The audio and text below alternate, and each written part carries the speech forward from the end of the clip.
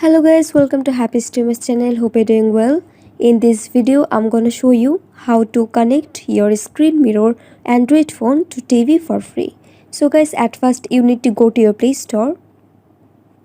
Then tap on the search bar and search screen mirroring app. Now tap on the first one.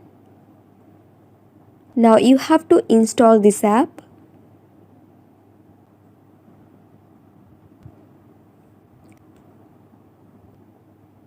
And after installing this app, just open the app.